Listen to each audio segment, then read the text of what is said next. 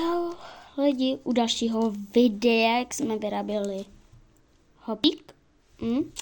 Tak udělám vajíčko, jak jsem říkala, s tou patlanicí, protože to prostě stvrdlo a já nevím, co s tím mám dělat.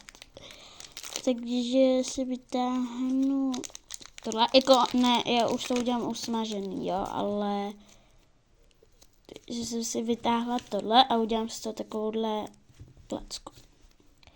Ví každý, že to vždycky není tak kulatý, takže to musíme udělat takhle.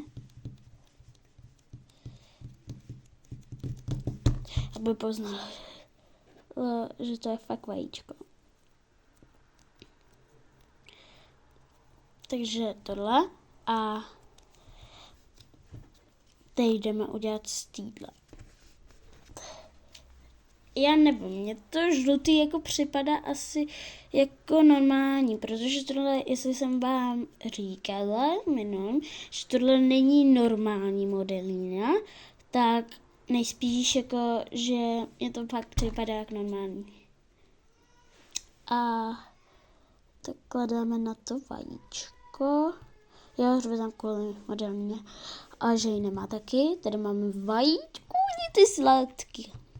A chci mu udělat očička, takže jdeme na to. Já tohle video stopnu a až bude mít očička, tak řeknu čau.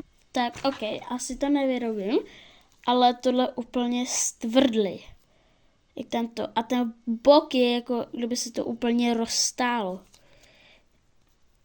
Jo, prostě takový, jak u to, ale teď mi tahle přijde normální než tahleta.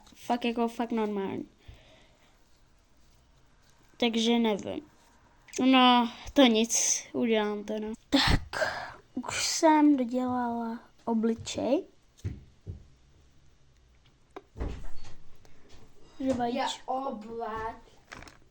Vajíčko a já musím na oběd, takže darec, čau.